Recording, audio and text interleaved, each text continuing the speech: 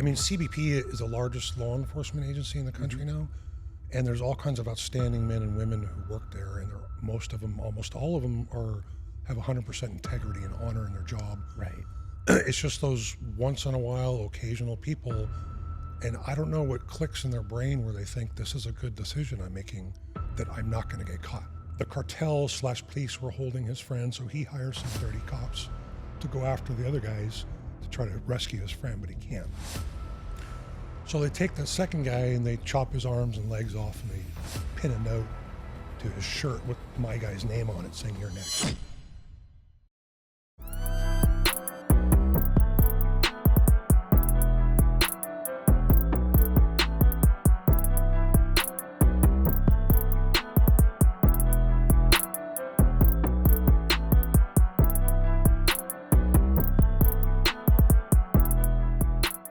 Welcome back to the I Got a Police podcast here with your host, Marlon Marrache. All guests are special. We've already established that. We're coming up on 2 years since we launched the podcast, and we've had about 160 plus guests. But like I was telling my next guest is that we really don't get the feds to show up. Shout out to Alex Pacheco for having Brian stop by. But before we get started, I just want to know more than anything that's super, super important is this graduate degree. Did it really help with your law enforcement career? No, it did not. And I guess the follow-up question will be why? A lot of people wondered why I was there, you know. Even yourself? Well, no, yeah, I mean, a lot of my colleagues, like, what are you doing here? You know, that kind of thing. So, and also, there wasn't a culture of people having advanced degrees or management seeing as it something that was necessarily valuable for promotion. If I may ask, and we're going back to 1994, 1995, what attracted you to become a law enforcement officer? I didn't originally intend to be in law enforcement. So I went to college here in LA. I worked for about 4 or 5 years in the private sector. Okay. And then I decided, hey, I'm going to go to grad school. So I went to grad school back east, and I finished. I was having difficulty finding a job and running out of money, and I got a job at Staples, you know, the office supply place. Yes. My little red polo shirt and run around selling ink cartridges. And one of my former classmates, who obviously got a job, she's in a suit. She comes in, and I'm like, shit, so I'm trying to hide. So she finally sees me. She goes, weren't you in the program with me in Georgetown? And I said, yeah. So I went home like, I quit. I got to do something.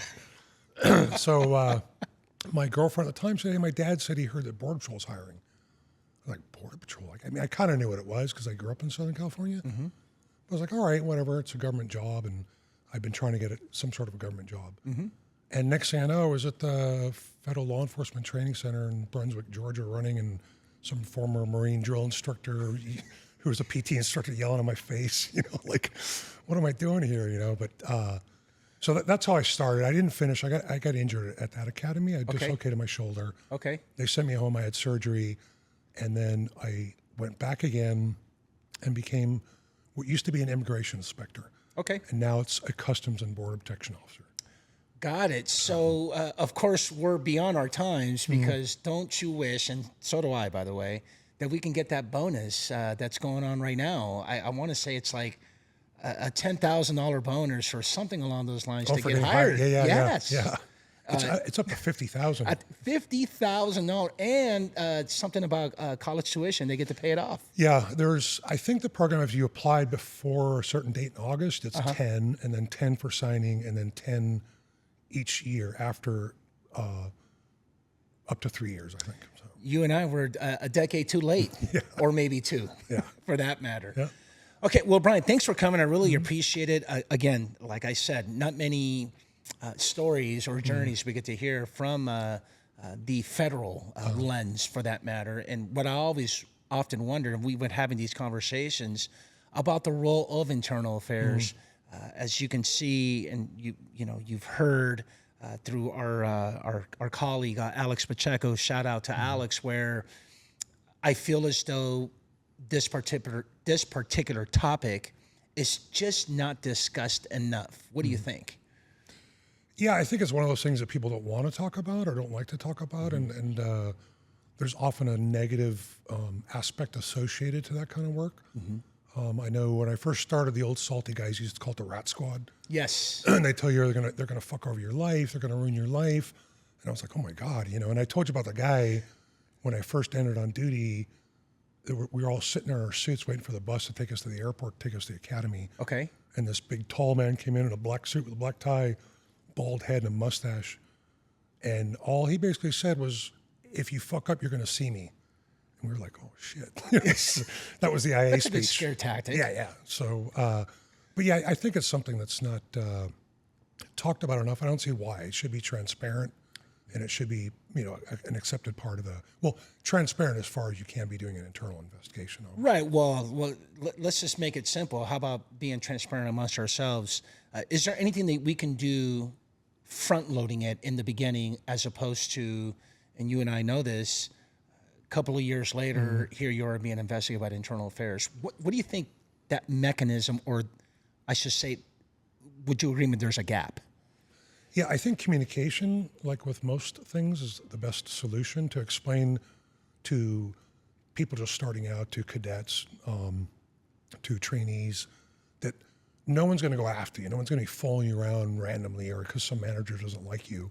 There's a certain set of things that has to occur. You have to have done something first. Right. Or somebody has to have allegated against you to get that mechanism moving forward.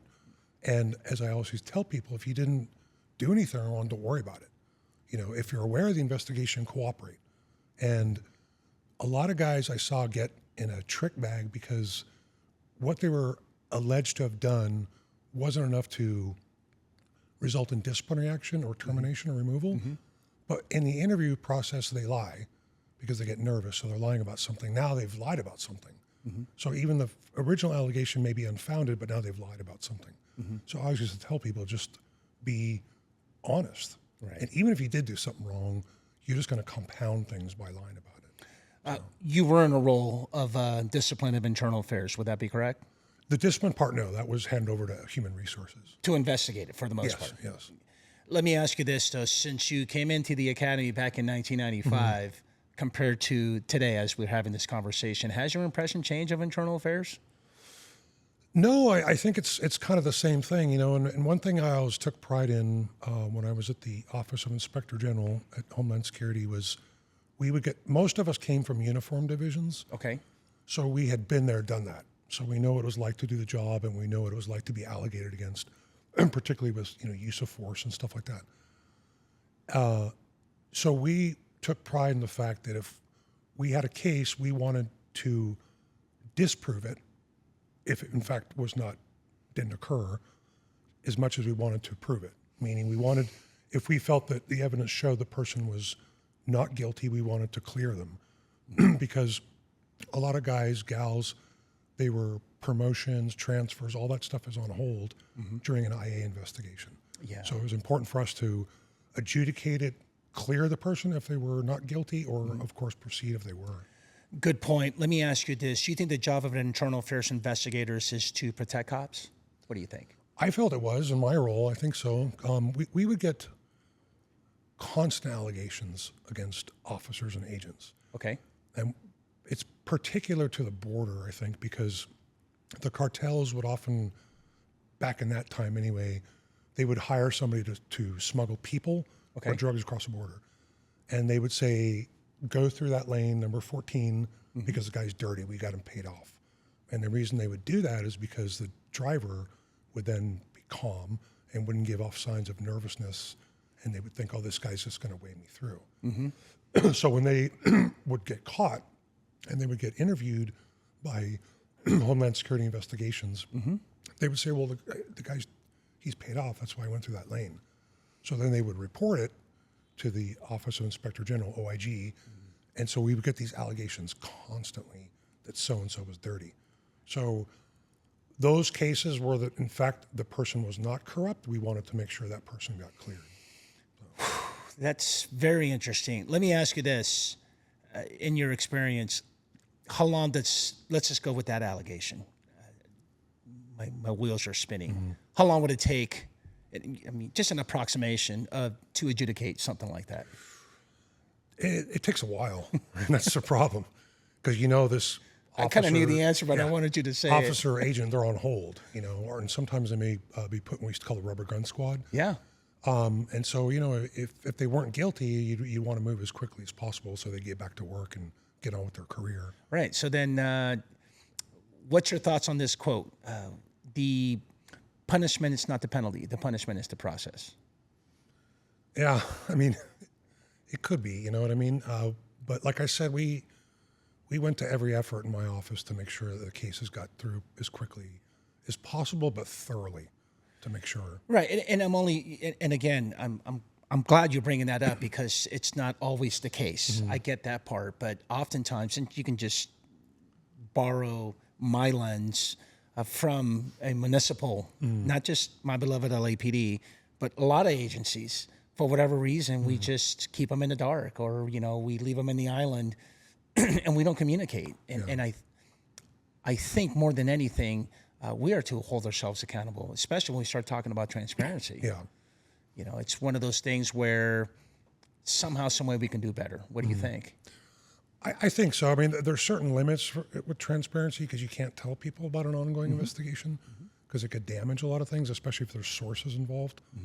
So it's a balancing act, you know what I mean? But I think certainly keeping a person advised of the progress or where it's at is The process. important. Yeah. That's it. Because Brian, a lot of guys are left in darkness for 2 years, 2.5 years. And Yeah. they're pulling their hair out, wondering what's going on. They're under a lot of stress at home and all that kind of stuff. And Yeah. there was another thing I think too that's singular to, in my experience from border operations, is you get a lot of families who work, officers and agents who work on the border whose families are cross-national. okay. People who grew up on both sides of the border, people have family on both sides of the border. And a lot of not a lot, some people's families, if you look on your family tree, somewhere in that tree, there's somebody who's involved in something on the border. So a lot of times, officers and agents would get allocated against just by sort of a guilt by association. And I used to hear this a lot, like when I was in the Tucson field office. Oh, that guy's family's all doped up. Well, I mean, you can't pick your family, you know what I mean? Yeah. So don't assume that the guy is dirty because maybe he's got some sort of relative somewhere, in-law or something that's involved in something. Yeah, good point. That for us is known as a allegation of associating with a known felon. Yeah, It's what that means. Yeah. But here's the deal. What does that mean? yeah. Yeah, I've known buddies of mine who were cops. And Yeah. they had family members who, did some bad things, but it's not You can't their control fault. your family. Right, yeah. Yeah, interesting enough. Is there anything about the process that, well, let me ask you this. When you went into this role, were you surprised as to how many complaints you were getting? Yeah, I mean, it used to be much more prevalent. And when I first started, it was crazy. I worked for 4 years, I think, and I knew 5 or 6 guys who got arrested for smuggling. So it was pretty common, but the controls were much more lax then. Now there's cameras, there's audio, everything is computerized, swiping documents and stuff. Whereas when I was there, it was just you wave the guy through. Right. So, and a lot of the corruption was, thank God it's not endemic, like in our culture, like in some cultures. It's more singular and opportunistic, I would call it. And the reason there's a lot of corruption on the border is because people who work on the border have access to something that the cartels want. And that's the ability to get people and drugs into the country. Right. So they're approached because they have that ability. So like Homeland Security investigations, for example, very few corruption allegations or investigations involving them, because as a special agent, there's only so much you can do in terms of corruption. Maybe provide information, go into a case file, provide information to the cartels about what's going on. But for the most part, you have to have access to something they want for them to pay you. And so that's why there were so many cases involving people involved in human trafficking and drug smuggling. But it's like I said, it's not. I don't have any data, but I don't think it's as prevalent as it was back before. Brian, if I can ask you this, if I put you in a room right now full of sergeants and you got the podium and they're getting ready to begin their tour in internal affairs as investigators, what's the one thing you want them to know about that job? Well, I always looked at my job as any other job that DEA or HSI would have. I have an allegation, I have a suspect, I gather evidence, and I determine if there's a criminal violation. So I would tell people when I was a supervisor for a minute, I would always tell the agents, this your job is to figure out if this allegation is true. If it is, look up the violation, look up the elements of the crime, present that to the U.S. attorney. If in fact there is a violation of the law, and if there isn't, get the guy cleared. Right. You know. Was there during your times, and again, I just want to get it somewhat of a picture. Was there more administrative type of allegations than there really was criminal allegations? Or There was lots of administrative allegations, you know, kind of the knucklehead stuff, like, you know, you're road raging with your badge, you know, or stuff. off duty? Off duty, that kind of stuff, you know. But we had a structure in DHS where all the allegations come into the Joint Intake Center, and then they're farmed out to the field offices. Right. So the OIG, Officer Inspector General, had the right of first refusal. If it's criminal, we'll take it, or if it's high profile, congressional interest.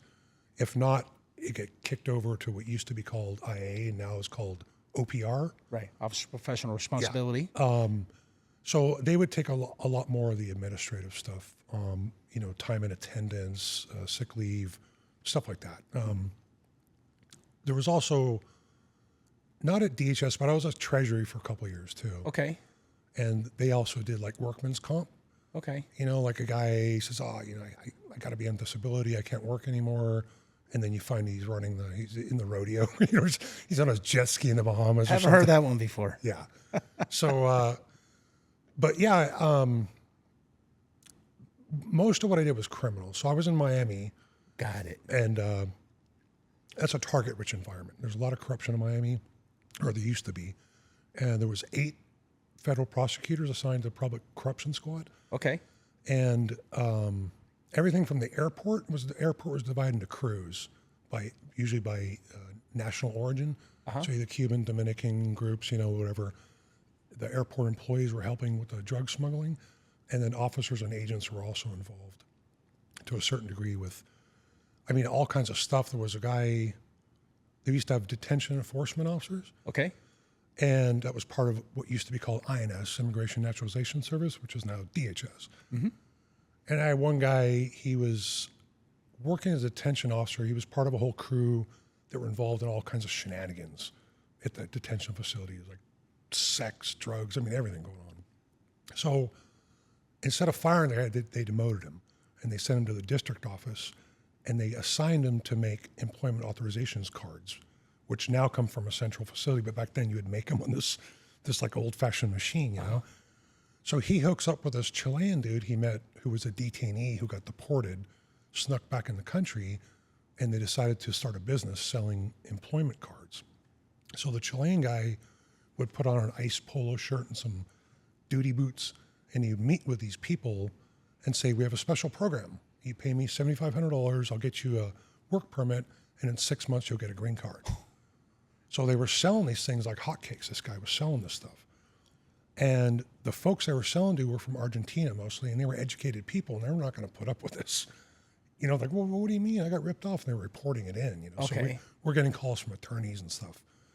So the guy was married, but he had a girlfriend.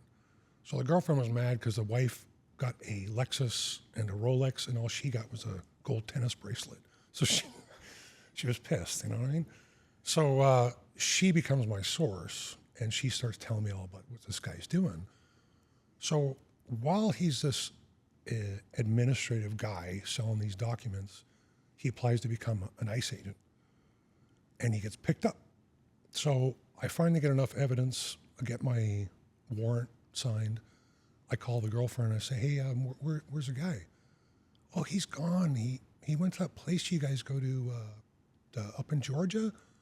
And I said, you mean FLETC? That's what they call a Federal Law Enforcement Training Center. She goes, yeah, he got picked up as an agent. Like, well, while I'm investigating, you know. So we all got tickets that night, flew up on a plane, go to the base, contact base security, and say, I got a warrant for this dude. He's a student, you know. And so we drove to the classroom, and they're all in their training uniforms.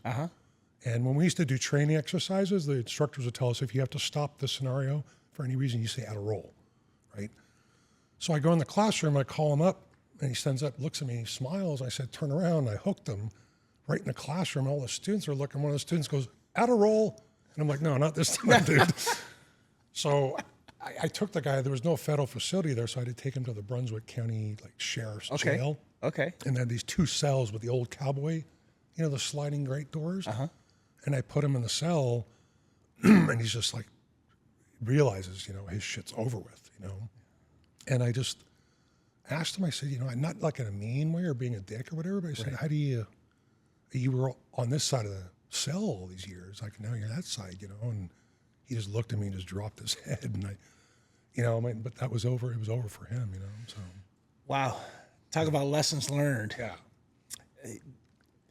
Was that pretty unique in it itself, or did you realize that after that? I guess the best question to ask you as a follow-up would be, what were the lessons learned? For him? Or for the function? I don't know. The thing that really surprised me a lot was the amount of money these guys were getting paid. It was so low. Yeah. Like, I think if you're really going to risk not only your job, but your freedom, losing your family, is your wife going to be there when you get out? You're going to make some change. Yeah. But some of these guys are just getting paid chump change. And I couldn't believe they'd risk everything for that when the cartels are moving, $50,000, $100,000 worth of drugs or people through their access point, Right. So. Right. In your experience, was that somewhat of a culture where these cartels will kind of use these agents or whatnot as instruments to try to get their... Yeah, certainly they do. I don't see it as much anymore because I'm so peripherally involved in all this as a private investigator. Right. And I don't see those allegations as much that they're using corrupt officers, although my former colleagues just arrested 3 people just about 3 months ago for doing the same thing. But they were always on the lookout for people who they could recruit. Right. And those were people who usually went down south, or had family there, or were visiting there, or married down there. And I don't, that sounds bad, like when you say, because you sounds like you're casting aspersions on a certain group of people, but it's not, it's just the facts. And when I was in Tucson once, I was riding with a buddy of mine. He was a HSI agent from the Midwest somewhere, I can't remember where. And he said, Brian, what kind of guys do you can find doing this kind of stuff? And I told him, I said, but it's usually somebody's got some connection, because you can't just go on Craigslist to find a job smuggling for the cartel. You got to meet these people and they got to pitch you. And so I told him that, and he goes, well, Brian, I just want to let you know, my wife is from down there because I met her here. And I said, Steve, no, my wife was Mexican too. Yeah. It doesn't make a difference. That's not what I mean. Yeah. That's just the people. I don't mean anything by it. And then about 6 months later, he calls me and goes, hey, Brian, I'm working a case with the DEA and I'm on surveillance in a house, and my brother-in-law came walking out of the house. He had to self-report. And I said, all right, well, you self-reported. There's nothing you can do about it. It's not your fault. So. Yeah, as I'm listening to your stories, my thinking is, if you're going to work this particular organization, Border Patrol or anything that involves, I suppose, near the border, HSI and other entities, me as a command staff, my thinking would be that there's got to be a propensity of knowing that, hey, someone's probably going to cut corners. It's provocative, right? I mean, which by the way, surprises me to know that, look, if the average, if the academy or the entry level pay is, I don't know, back in our days, it probably was 50, 60 grand. Yeah. Well, if you're asking me to do something that's worth $70,000 and I'm a 23-year-old kid that, just graduated and I'm making, chump money, if you will. Yeah, of course it's going to provoke me to cut corners and do something immoral. What do you think? Yeah, I never understood that aspect of it, like what decision process occurs in someone's head, because I know that I mean, CBP is the largest law enforcement agency in the country now, and there's all kinds of outstanding men and women who work there, and most of them, almost all of them, have 100% integrity and honor in their job. Right. It's just those once in a while, occasional people, and I don't know what clicks in their brain where they think this is a good decision I'm making, that I'm not going to get caught, because they get caught. Most of them, maybe some don't. I don't know, but and there's technology, there's phones, there's people, and then the worst thing is, like, I actually arrested a guy I used to work with who was my FTO for a while. That was weird. Yeah. So what's that all about? Well, I first started, you would get assigned to a guy for 3 days. He'd be like your FTO, just showing you the ropes. Right. Your training officer. Yeah. So this guy was really, really cool, a really nice guy. I thought he was a great officer. Big muscular guy, former Marine dude. And I moved away. I became a special agent, went to Miami, went to Tucson, came back. And then I got a call from this defense attorney in town that I know, and he says, hey, this guy wants to meet you. He's got information. So I said, all right. So I met him at the port of entry. They let him in, sat him in a room. And like I said, I've heard these stories a million times. They're all, I know this guy is dirty. Oh, yeah, whatever. So this guy sits down, and we're speaking in Spanish, and he's got a stutter, and he's high on coke, if you can just picture that. Okay. So, talking fast with the coke, but he's stuttering. So he tells me his whole story. We were smuggling people through vans at the passenger port, and now my guy got a dog, so he's canine, so now we're smuggling dope through the cargo facility, 10,000-pound loads of dope. This was back when they still did dope, marijuana. And so something happened with the timing. He was pulling his dog off the loads. Something happened, they lost a load. So they're out 10,000 pounds. So when they smuggle dope, they go to the cartel fronts them. You get it through, you sell it to another cell, they pay you, you pay the cartel back. So he lost a load, then he lost a second load, and now he's in it, deep to the cartel, and they're threatening him. So he fills up a van with cocaine, and they put the silicone, whatever is in the tires, so the spike strips won't pop the tires. Okay. That was a big thing back then. And he goes trying to barreling through the port, or he hires someone to do it, and it gets caught. So now he's totally fucked. So he goes into hiding with his bodyguards. He's doing a lot of coke. They go to the guy who built the special compartment where the dope was smuggled in, and they go to the cartel. They go to his house and knock on the door. Hey, is so-and-so here? And the wife says, no, he's not.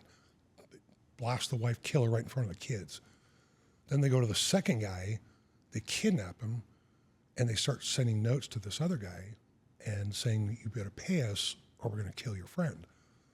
So the cartel / police were holding his friend, so he hires some dirty cops to go after the other guys to try to rescue his friend, but he can't. So they take the second guy and they chop his arms and legs off, and they pin a note to his shirt with my guy's name on it saying, you're next. So he panics, he gets a lawyer. Lawyer has him come meet me. So he tells me the whole story, and they're going to kill me. You got to get me over there. And I said, no, I need a name. And he's like, no, fuck you. You get me over there. And I'm like, no, fuck you. You give me a name. I hear the stories all the time. And finally he's like, all right. So he gives me the guy's nickname, because the guy went by a nickname, and everyone knew him by that nickname. I was like, holy shit, I know that guy. And that was your training Yeah. officer. So we brought all his crew in. We paroled them in, brought them to U.S. attorneys. They told the whole story. I worked the case with the FBI partner. And we got our arrest warrant, and then we went down to the port of entry. He was on duty. And right in front of everybody, we just hooked him up and took his uniform shirt off and arrested him. So, yeah. Wow. Yeah. It's pretty crazy. That is pretty crazy. About the only follow-up question I have is back when you were working and you were deep in the woods, right? You're there investigating and working this role. Do you think that has increased or decreased as we sit here today in terms of these investigations? So I've been out of it for 3 years, so I Right. don't know what the workload is at my former office. How But about when you left? it was definitely decreased. Okay. Because I think there was a lot more effort in the hiring process. And they implemented polygraph, which I'm not a big fan of, but they think that maybe they could preempt a corrupt mind, which I don't think you can do. But Right. I don't think they do that anymore. I'm not really sure, but I know the numbers were going down. It was mainly because of technology. So on the Border Patrol side, Border Patrol, they're in green in the vehicles out between the ports of entry Okay. in the open areas. There used to be some cases there of corruption, smuggling, mostly people and stuff. But since they built the wall, and I know a lot of people talk about the wall being a bad thing, Yeah. at least in a certain sector of San Diego, there's an imposing wall or fence, and there's cameras everywhere. So that made it more difficult just to load people into your vehicle. And then at the ports of entry, like I said, they didn't have it when I was there. They had cameras everywhere. They have audio recorders, and theoretically, you're supposed to scan everyone's documents. So it makes it a little bit harder, not impossible, but a little bit harder to smuggle. You touched a good point in terms of recruiting, maybe backgrounds. You think that perhaps that played a role or had an impact? Well, they always did a background. I mean, when I started, it took like a year to get hired because they would do a thorough background. They would send people out to talk to your neighbors, and I mean, they did a really good job on the backgrounds. But like I said, I don't think if somebody's got that in their mind, or if something happens on their journey in life where they decide this is what I'm going to do, then I don't know if there's any way to pre-screen that out. You bring such a good point, Brian, because a lot of times when you see these incidents of police corruption throughout, the nation, some people go, well, it's the hiring standards, or, maybe it is backgrounds, the hiring standards. And they keep preaching that buzzword, where in fact, my thinking is, I don't think it's so much that. I think it's more of a culture. I think it's police culture. Perfect example, the Memphis PD officers, right? I mean, you got 4 officers working a specialized unit, and I want to say that the person that they beat up to death that was handcuffed was like the boyfriend or was dating one of the girlfriends of the officers that committed all this. And so, it hit national news. It's a newsworthy event, and everybody's just going after the lens of hiring standards. Well, if you didn't lower the standards, we wouldn't be getting these particular type of officers. Well, I call bullshit. I don't think it's so much the hiring standards because that incident itself, that's criminal, man. That's beyond you doing all the background checks to your neighbors and ex-bosses. You're right. How do you detect evil, or how do you detect, or how can you find out through all these standardized tests, psych and all that, that you are one that's going to be cutting corners and being immoral? I don't know. What do you think? Yeah, I don't know either. I think it's not just police work, but it's just life. How We're human. How people behave in their lives. Like, how are you going to predict that somebody is going to do something that's bad, or as you say, evil, or criminal, or corrupt? I don't think you can really predict that, and I don't even know if you can filter it out. Or you can do your best you can with interviews, with background investigations, stuff like that. And I don't know. I know some young people that I guided when I was teaching. I also taught for a while. Okay. And some of them wanted to go. It was Homeland Security Studies at graduate school and undergrad. And some of them wanted to get into law enforcement, and they would go interview, and they'd come back and they'd tell me I didn't pass, and they asked me these weird questions. Yeah. Like the sort of like predictable questions, trying to figure out if they're going to do something bad. And they would tell me questions like, I don't even know how I would answer that. Yeah. So Interesting. yeah, there's only so much you can do, I think. Now, 100%. Again, sometimes the unknown, you just you're never really going to be able to kind of pinpoint if someone is going to cut corners. Yeah, I think that supervision is also very important because if you're letting your guys just run wild and free without keeping an eye on what they're doing, and I don't mean like micromanaging or browbeating or where are you, what are you doing? I think just good leadership skills. Correct. To know what your people are up to, what they're thinking, what they're working on, that kind of stuff. Yeah, don't turn a blind eye. You got to have that leadership. Totally, 100%. Yeah. All right, so this is the question I don't like to ask, but I do like to ask. And Worst incident in your career? There's a couple tragic and near tragic incidents that I wouldn't say either, maybe the typical answer you might get or something. Like I was involved in a shooting, it was horrible. But there was one time, I'll tell you 3 little anecdotal stories, but one time I was working, when I first started, they were still smuggling, as I said, marijuana, and they were geniuses at coming up with all these special compartments. Some had hydraulics, they open and close electronically. And they would often take the dashboard off cars and clean the foam out and put to open there and then put the dashboard on. And so we would carry like a screwdriver, like a Stanley screwdriver stuck in our duty belt, because you would go in the vents and you just do that to see if you hit packages. And I would just do that routinely at night. And then one night, I don't know, the grace of God or whatever, but I just took out the screwdriver, I was about to jam it in there, and I stopped. I don't know why. I took out the flashlight, shined it, and there was an eyeball. And there was a lady under the dashboard. And I would have just taken her eye out with the screwdriver, but thank God I didn't, So they brought the car in, took the dash off, and this poor lady was stuck under the dashboard, So there was another time, there's a tragic story, a sad one, but I was on duty, and I had to take all the duty calls for officer-involved shootings. And I was going through divorce at the time, separated, living on my own, and all my buddies knew that.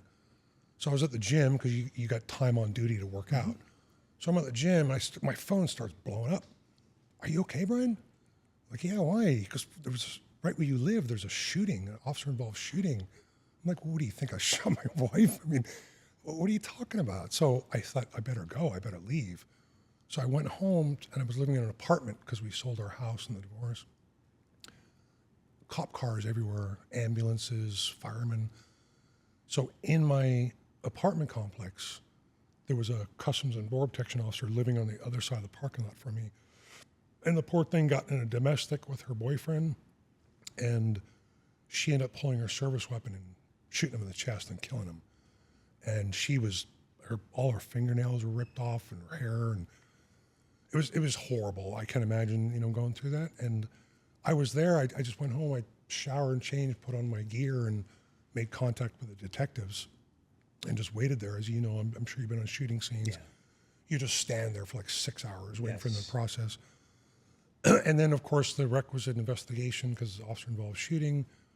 But then about 3 months into it, the poor lady was going over a freeway interchange, and she just drove her car right off the embankment and right into a tree. So that was, and we all assumed that she couldn't handle the horrible experience that she went through, and that was a really sad story. Yeah. But and there was another one too. Again, I hit with the gore and stuff, but again, I was on duty. It was in Tucson. I had to go to Nogales with an OPR agent, and a guy was in a duplex with his wife and kids, and they got in a fight. He grabbed her gun and blew his head off right there in front of the whole family. And I thought I felt so bad for the kids, I mean, what a tragic thing to have to see. And the stress that people go through, being in the job and stuff like that, and there's accessibility to guns, and those kind of cases are pretty sad, but, those are difficult. All those stick in my mind still, Yeah, thank you for sharing that. I always say, as much as I don't like asking that question, I do, because this is what law enforcement is. You're going to sign up, be on the job, and you're going to experience tragedy, and it's going to stick with you for the rest of your life. Yeah, it's important to remain human. You know what I mean? Because I remember when I first started, all gung-ho, coming home, saying, "Oh, it's so awesome! I almost got run over. I almost shot this guy today." Like, it was fun. Like, I saw a good movie that day. Yeah. Now it's, but I mean, that stuff, you got to work hard to maintain your humanity, and you know what I mean? No, throughout totally. the whole process. 100%. So, enjoying retirement? Yeah, I mean, we have on the federal side, you have an age mandatory retirement, and I wasn't quite ready to go, but they were like, "Here's your plaque. There's the door." You know what I mean? So thanks for your service. Right. So, I was off for a while, but it wasn't, I decided, I want to keep doing stuff. So I enjoy what I'm doing now with the private investigator work, doing mostly criminal defense. Okay. which is a whole different world for me because I'm on the other side of the courtroom. Yeah, you know what are. I mean? I'm working with the defense attorneys, many of whom I already knew. And it's very interesting. You spend a lot of time with the defendant, you know, more so than you would as the agent or the officer or detective. I mean, you really get to know these people and stuff. And a lot of them have very, very sad, tragic backstories. Like when you really get to know them, a lot of them come from really, really bad circumstances. Yeah. I mean, they still, I mean, whether they did it or not, but I mean, a lot of them all have that kind of bad backstory. You know? Yeah, no, 100%, man. It's never judge because you never know. Yeah. I totally agree. Hey, thanks for sharing that. We're going to wrap it up. I just, last question I have for you is that what advice do you have for anyone that wants to come on to become a cop, man? Yeah, that's a difficult one. You know, at one point when my son was younger, I was kind of trying to direct him into becoming a Fed. Not a police officer, because you guys have it the worst, I think. It's difficult. You know, you get the domestic violence calls, the traffic stops.